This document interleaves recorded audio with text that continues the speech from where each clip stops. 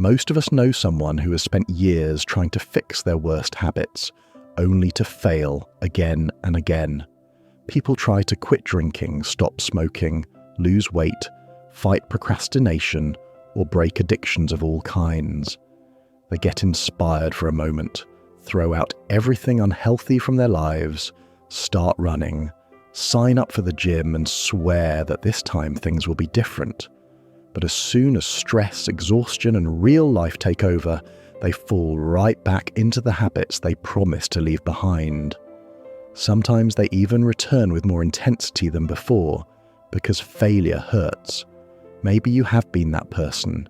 You try, you fall, you start over, and eventually you begin to believe that nothing will ever change. But what if the problem is not you? What if your method is the enemy? There is a Japanese approach that has helped people overcome some of the hardest habits in the world. Addictions, obesity, laziness. That crushing cycle of giving up on yourself. And surprisingly, this system is incredibly simple. It uses 5 key principles: Ikigai, Kaizen, Hara Hachi Bu, Wabi Sabi, and Gambaru.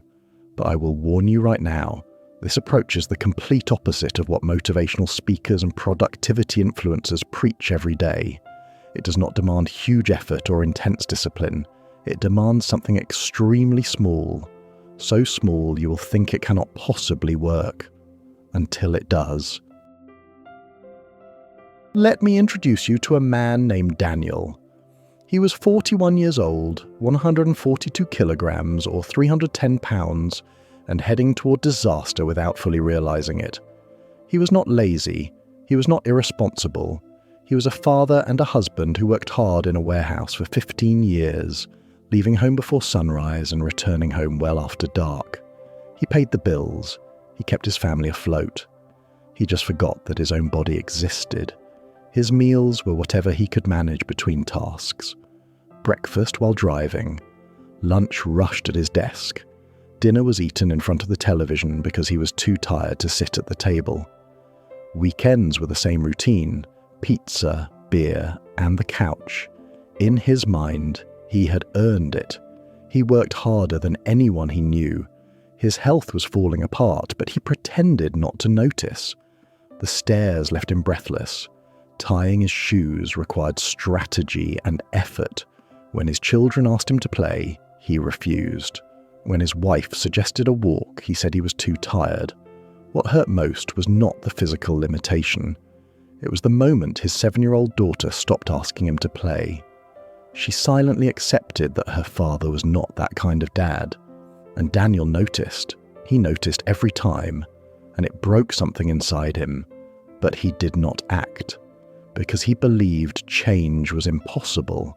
He had proof. 3 different gym attempts. A restrictive diet that lasted 3 weeks. A morning running habit that survived 5 days. Every failure convinced him that this was simply who he was. A man doomed to stay stuck. A man aging into defeat. Everything changed one Saturday. Daniel was sitting outside watching his 9-year-old son kick a ball alone. The ball rolled into the neighbor's yard. His son asked him to fetch it.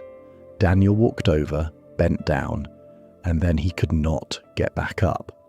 Not because of injury, not because of pain. His body simply did not have the strength to lift itself. He was on his hands and knees in the neighbor's flower bed, sweating and struggling while his child stood there watching. The neighbor had to help him off the ground. It was humiliating, it was frightening, and it was real. That night, Daniel sat on the edge of his bed and cried quietly. He cried because his son saw him powerless. He cried because he knew this moment would become a permanent memory in his child's mind. His wife came into the room, hugged him, and said softly, "You need help, Daniel. Real help." The next morning, desperate and ashamed, he called the only person he knew who had successfully lost weight and never gained it back. His friend Ethan. This man had lost 30 kilograms and somehow looked like a completely different person.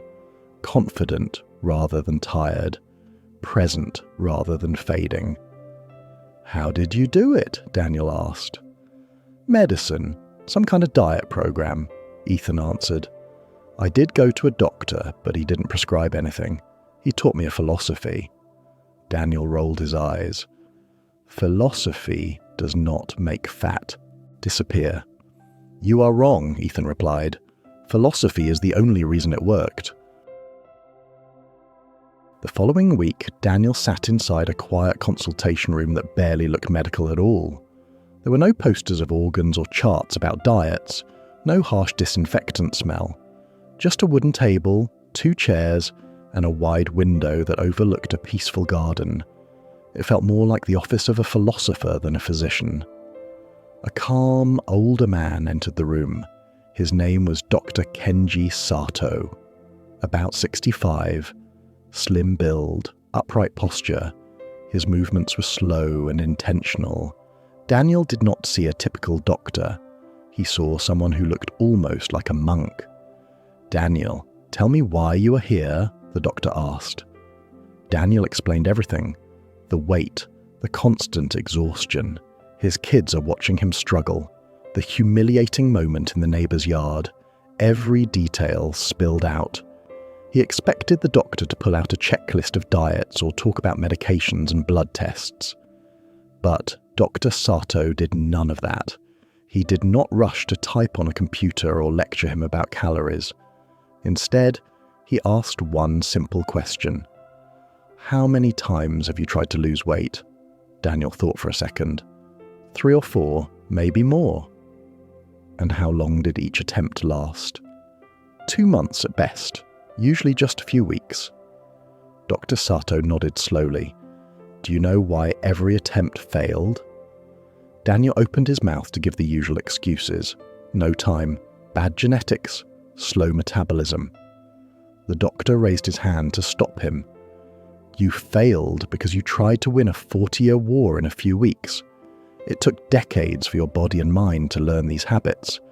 You cannot expect to erase them in a moment." Then Dr. Sato leaned forward. "I would like you to make one change today. Something so small that you may think I am joking. So small that it will feel pointless. But I promise you, it is not." He paused. "Do you accept?" Daniel would have accepted almost anything at that point. "Yes. Tell me." "Every morning when you wake up, before you do anything else, you will drink 1 glass of water. That is all." Daniel waited for more instructions. None came. "For 2 weeks, the doctor said. No other changes. Continue your routine as usual.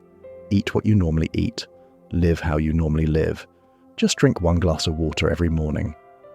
Daniel was confused. "With respect, I need to lose about 50 kilograms.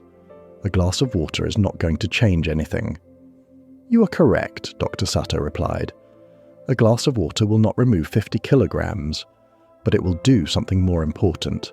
It will allow you to keep one small promise to yourself. Right now, that is the only thing you need to learn."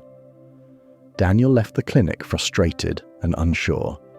$200 for advice his 5-year-old could have given him. But there was one sentence he could not ignore. A promise to yourself.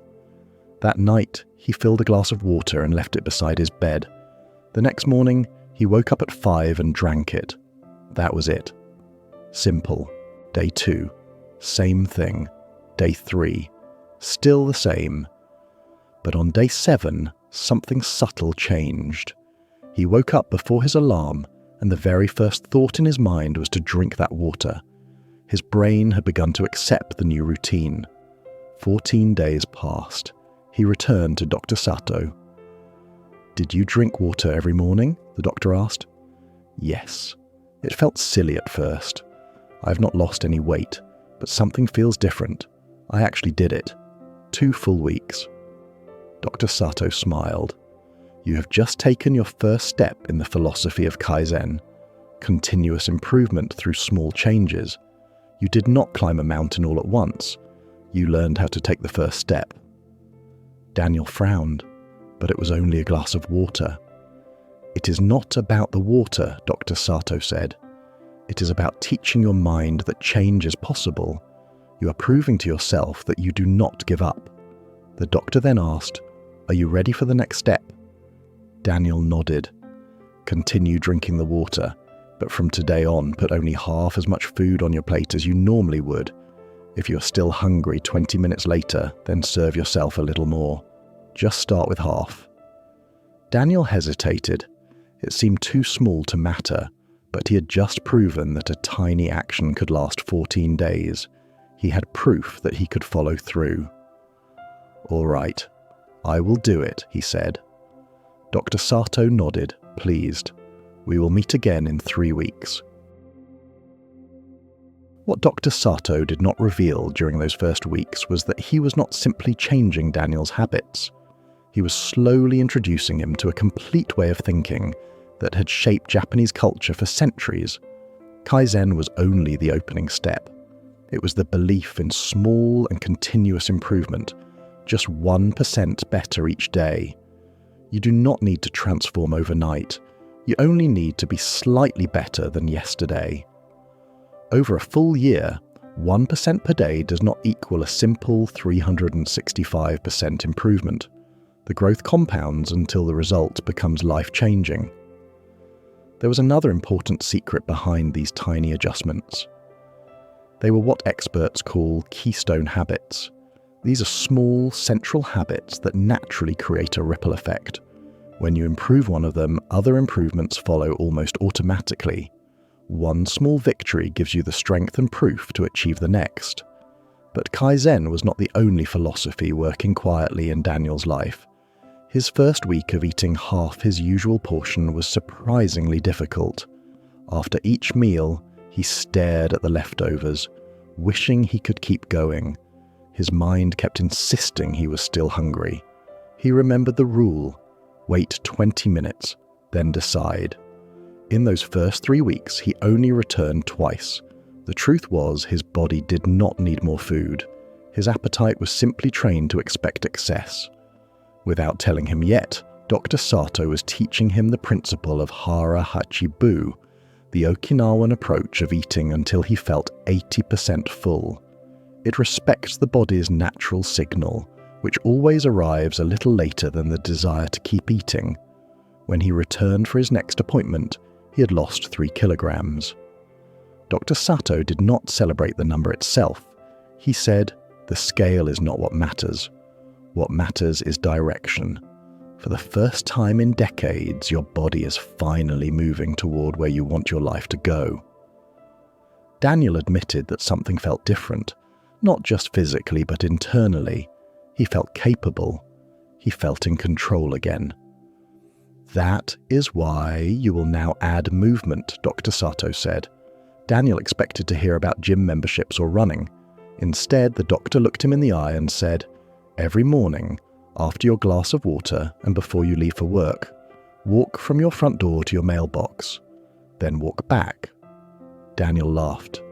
"The mailbox is maybe 20 meters from my door. That is not exercise." "It is not about exercise yet," the doctor replied. "It is about teaching your body that it is meant to move. Just the mailbox. Nothing more today." So Daniel followed the instructions. Water, half portions, walk to the mailbox. On the 3rd morning, his 7-year-old daughter saw him stepping outside. She asked if she could come along. She held his hand and talked freely about school and her friends. These were conversations he had not heard in a long time. When they returned home, she asked if they could do it again, tomorrow, and the next day after that. By the following week, Daniel extended the walk to the corner store. Not because the doctor told him to, because his daughter wanted to go further. For the first time in years, he did something active without pain, without embarrassment, and without giving up halfway. At the end of the 2nd month, he had lost 8 kilograms. The biggest change, however, was not in his waistline. It was on his face. His eyes looked alive again. A spark of confidence had returned. During his next consultation, Dr. Sato asked a direct question. Why are you doing this? To lose weight, Daniel answered automatically. No, the doctor said, that is your goal. Why is this important to you? What do you want your life to look like? Daniel sat there in silence, thinking, perhaps for the first time. Then he said, I want to watch my children grow up. I want to walk my daughter down the aisle someday. I want to spend real time with my wife again. I want to feel like a man who deserves the life he has been given. Dr. Sato nodded. That is your Ikigai, your reason for living. Weight is not your purpose.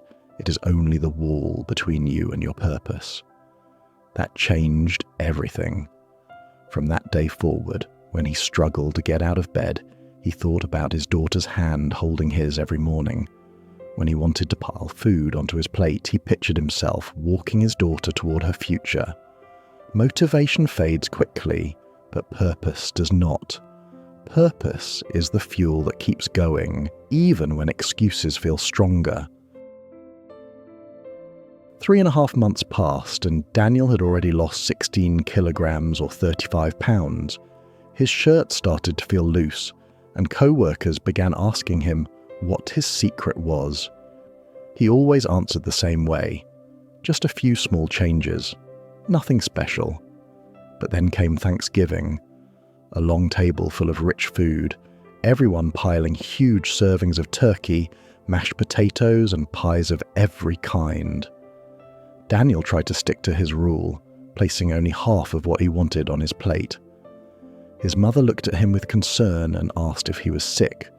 His brother-in-law laughed and told him that Thanksgiving was the one day to forget about diets. Social pressure is one of the strongest forces against change. When you transform, people around you often feel uncomfortable because your progress reminds them of the changes they are not making. They want you to return to who you were so they can stay who they are. Daniel gave in. He filled his plate again. He ate until he felt stuffed and miserable. That night, he stared at the mirror and told himself the same lie he had always believed in the past. The streak is over. I ruined everything. I will probably quit anyway. The next morning, he did not want his water. He did not want to walk. The old voice returned, whispering the same message that had defeated him so many times. You failed, so why bother trying again? Then he remembered something Dr. Sato had told him early on. You will fail. When that happens, you will discover whether you have truly changed or not. Daniel picked up his phone and sent a message. Doctor, I ate too much yesterday. I think I ruined everything. I'm not sure I can continue. The reply appeared within minutes. Come see me this afternoon. At the clinic, Daniel sat expecting a lecture or a guilt-filled speech. Dr. Sato entered, took his seat, and simply asked him to explain. Daniel described the holiday food, the pressure, the disappointment, and the urge to give up. Dr. Sato listened carefully, then asked one question. Did you drink your water this morning? Daniel shrugged. Yes. And did you walk? I did. Then you did not fail, the doctor said. You stumbled. There's a difference. Stumbling means you lost balance for a moment. Falling means you stopped moving entirely. Dr. Sato then introduced another Japanese concept, Wabi Sabi, the acceptance of imperfection. Nothing will ever be perfect. Not your habits, not your body, not your life. One day of overeating does not erase 14 kilograms lost. It does not erase your 3.5 months of effort. It does not erase the mornings you got up early or the moments you shared with your daughter on those walks. One imperfect moment does not destroy a meaningful journey. Daniel felt relief. Not the relief of giving up, but the relief of letting go of impossible expectations. But what if I do it again? He asked. You will, Dr. Sato replied, many times, and every time you will wake up Next morning, drink your water and continue. Improvement is not the absence of failure, it is the refusal to stay down. This conversation changed everything. For the first time in his life, Daniel was not chasing perfection. He was chasing consistency. Consistency welcomes effort. Perfection demands weakness. One keeps you moving forward, the other keeps you stuck.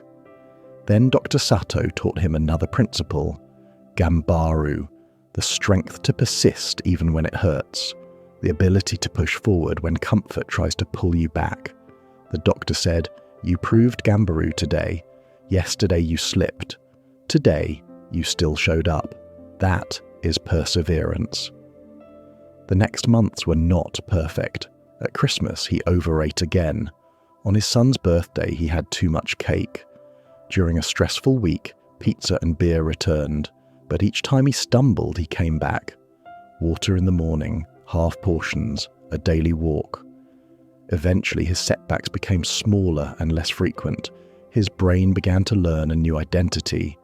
We do not quit anymore. We keep going. By month 6, he had lost 24 kilograms or 52 pounds, but the most meaningful progress showed itself in moments that no scale could measure. The day he sat on the floor to play with his son and stood up without thinking about it. The night his wife suggested a walk, he agreed without hesitation. The Saturday when his daughter ran outside and he chased her across the yard, laughing with breath in his lungs and life in his eyes. His wife watched through the kitchen window and smiled. The man she fell in love with was returning. Not just his body, his presence. By the 9th month, Daniel had lost 35 kilograms or 77 pounds. He was no longer just walking to the corner. He was taking daily 30-minute walks without needing to force himself. He no longer cut his portions in half because of strict discipline. His body naturally asked for less food. His entire identity was shifting. He was not performing healthy habits anymore. He was living them. During that month's consultation, Dr. Sato asked him a simple question. "Daniel, when was the last time you thought about quitting?" Daniel tried to think. Last week? Last month? The thought had not crossed his mind in a long time. "I'm not sure," he said. "It has been a while?" Dr. Sato smiled. "Do you know why that is? Because you stopped trying to change and started living as a different person. It is no longer an exhausting effort to change who you are. You have become the type of man who takes care of himself." He paused and continued. "That is the difference between temporary success and permanent transformation. One depends on willpower, the other grows from identity." Dr. Sato then took a sheet of paper and drew 5 interconnected circles. "Everything you have learned in these 9 months is inside these 5 principles." He pointed to each circle. Ikigai. You found your purpose, not weight loss. Your purpose is to be present for your family. The weight was only the obstacle. Kaizen. You improved 1% each day. A glass of water, smaller portions, and daily movement. Small steps that built unstoppable momentum. Hara Hachi Bu. You learned moderation. You eat until you feel satisfied, not until you feel sick. Wabi Sabi. You embraced imperfection. You stumbled, but you always returned. And Gambaru. You endured. On the hardest days, you did the minimum necessary to stay on track. You refused to give up. Daniel stared at the paper. Those 5 words explained his journey better than any scale ever could. "Can I keep this?" he asked. "You can," Dr. Sato replied. "But remember something important. This is not a weight loss method. It is a system for living.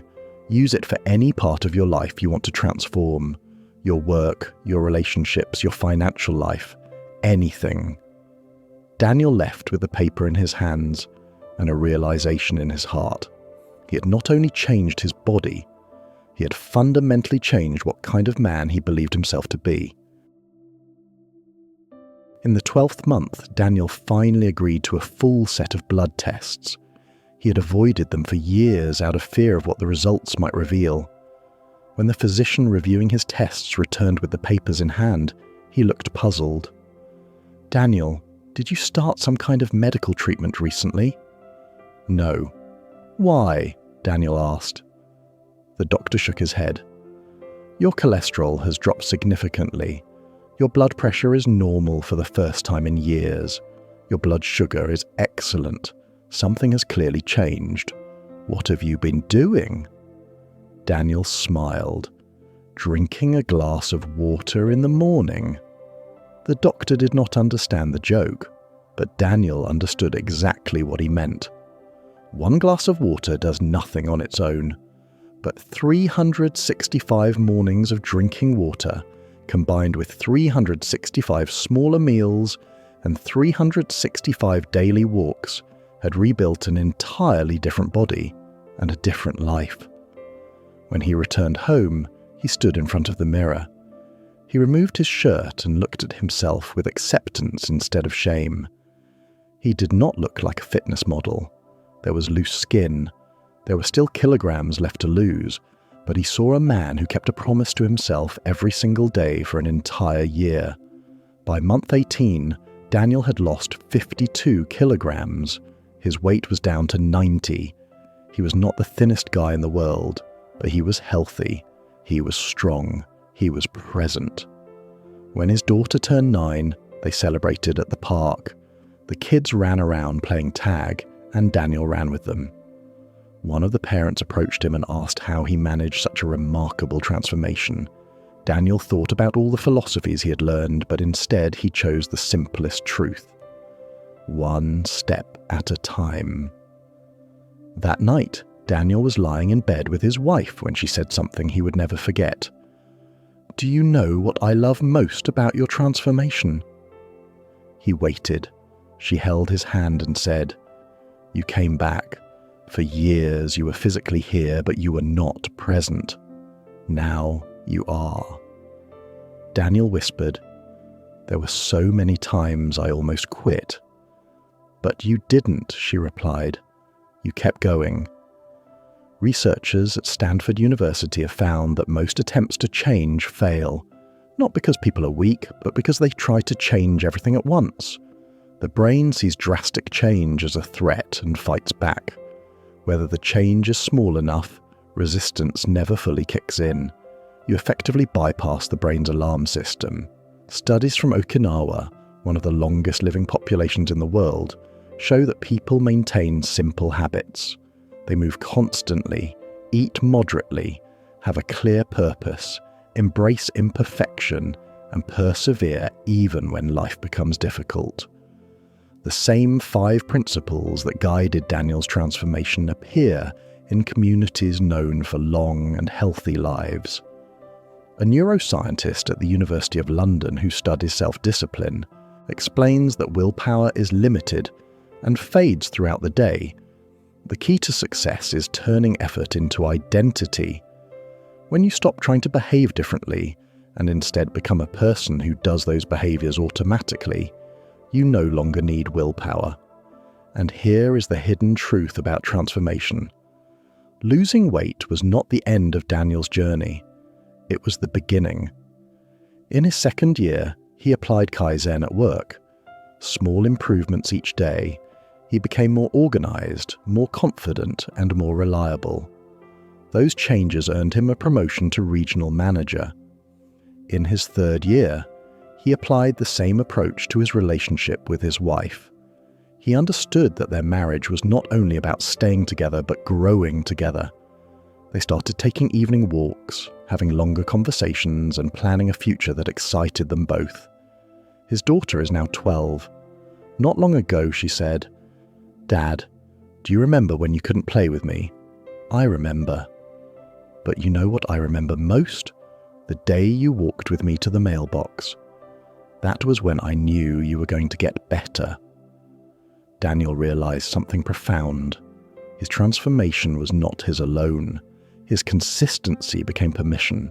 His progress became a signal to everyone around him that change is possible. His son, now 14, wakes up to exercise without being asked. His wife began meditating. Everyone grew because he grew. Transformation does not spread like a virus. It spreads like courage. It shows others that they are allowed to change too. 2 years after that first visit to Dr. Sato, Daniel weighed 88 kilograms. He had kept the weight off. He still drank a glass of water every morning. He still walked every day. He still ate until he felt comfortable rather than stuffed, because by now these habits were part of who he was, not tasks on a checklist. The surprising part was that he had become a guide for others. People at work approached him constantly. They saw a transformation they never believed possible and wanted the secret. When they asked how he did it, he always responded with a question of his own. What is the smallest change you can make today? Most people immediately suggested big efforts. Going to the gym daily, cutting all sugar, running 5 kilometers. Daniel would shake his head. Smaller than that, much smaller. They would stare in confusion. Like what? Like drinking a glass of water every morning, he answered. They usually laughed. That is it? That is it. Try it for 2 weeks, then come back and tell me how you feel. 9 out of 10 never returned.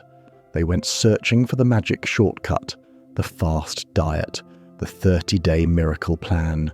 The transformation required no patience, but then there was the 10th person, the one who returned after 14 days, proud and surprised.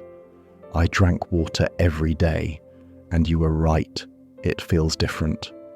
Daniel knew instantly that this person would succeed, not because of the water itself, but because they had finally discovered that the starting point is small. Always small. Eventually, Dr. Sato retired. During their final appointment, he looked at Daniel with pride. You know, you never actually needed me, the doctor said. Daniel almost disagreed, but the doctor continued. Everything I taught you was already inside you. You always had the strength. I simply permitted you. Permission to go slowly. Permission to be imperfect. Permission to keep going even when it felt pointless. Daniel struggled to accept that. I could not even stand up from a squat at the beginning. Physically, no, Dr. Sato replied. Mentally, you stood up every day of your life. You woke up to work long hours. You supported your family. You continued despite frustration, exhaustion, and shame. That is Gambaru, the perseverance you did not realize you had. Those words hit Daniel deeply. It was not magic. It was not luck. It was not willpower stronger than anyone else's. It was a system that respected reality, a system that did not demand superhuman change in one night, a system that accepted flaws and fatigue and used them as part of the process. The Japanese principles I taught you are not about perfection, Dr. Sato said. They are about staying human and continuing anyway. Daniel stood up and hugged the man who most definitely did save his life, not by giving him something new, but by returning something he had lost long ago, himself. In Daniel's living room, there are 2 photographs hanging side by side. The first shows him at 142 kilograms, sitting heavily in a plastic chair, tired eyes staring at his children as they played without him, a man watching life happen from the sidelines. The second photo is entirely different. He is on the floor building a Lego castle with his son, while his daughter climbs onto his back, both of them laughing without restraint. His wife captured that moment without him noticing. When he later asked why she took that picture, she answered, "Because this is the moment I have waited 10 years for, the moment you came back to us." But here is the real truth. The most important part of his journey is not the 52 kilograms he lost. It is not the reversal of his health problems. It is not even the promotion he earned at work. It is what his daughter said recently at school. She is 12 now, and she proudly told her friends, "My father is the most disciplined person I know." She has grown up watching him drink water every morning, watching him walk every day, watching him fall, get back up, and move forward again and again. She has learned that real change is not about motivation. It is about identity. Years from now, when life becomes difficult, she will remember that her father proved change is possible, one small step at a time, one day at a time, always. That is his real legacy. Not the smaller body, but the living example that you can build the person you want to be, patiently, brick by brick. And now, it is your turn. You have watched this far because something inside you wants more from life. Maybe you want to lose weight like Daniel. Maybe you want to overcome another habit. Maybe you simply feel you are not living the life you know you should be living. You might be thinking your situation is different, more complicated, harder than his. You are right, your situation is different, everyone's is, but the system remains the same. Your problem is not a lack of knowledge. You already know what to do. Eat better, move more, sleep enough, be present, drink less. You know all of this.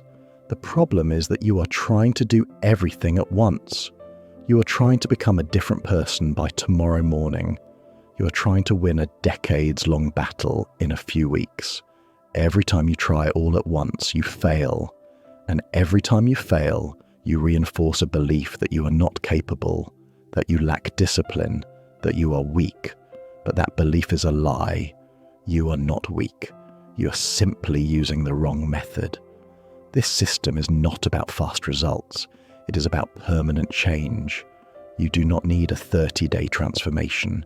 You need 30 years of consistency. And consistency only survives when the steps are simple enough to last through the worst days. So here is the same challenge Dr. Sato gave Daniel. Choose one change, the smallest change you can imagine. So small you may feel silly doing it. So small it looks meaningless. A glass of water when you wake up. 5 push-ups before bed. 1 minute of meditation. Reading 1 page of a book. Anything. But it must be small enough that you cannot find an excuse to avoid it. Do it for 14 days. Do not add anything else. Do not try to speed up the process. Just 1 small action every day for 2 weeks. By day 14, you will have proven something powerful. Not that you can lose weight or quit an addiction or change your whole life. You will have proven that you can keep a promise to yourself. And once you have that proof, you can keep any promise. Then you add another small action, and another, until one day you wake up and realize you're not trying to change anymore. You changed. It took Daniel a few years. It might take you 3. It does not matter.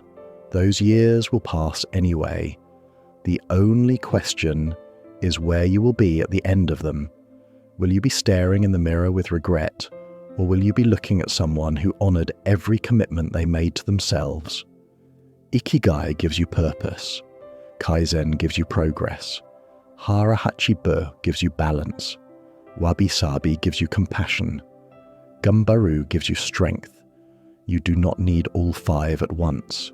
You just need to start with 1 tiny step today. And when you stumble, because you will, you simply get up again. That is what practice looks like. Not flawless execution, but continuous return. So, if this message has helped you, comment below with the smallest action you will begin tomorrow morning. Do not write your entire transformation plan. Just 1 tiny step. That comment turns a thought into a promise, and promises are where change begins. In 2 weeks, I will return to see who kept that promise, who drank the water, who took the smallest step toward becoming who they want to be. You do not need perfection. You only need to begin. Thank you for watching. You have already proven that you care enough to reach the end. Subscribe, like, and comment if you love this video. I will see you in the next video. Until then, stay present, honor your path, and keep walking.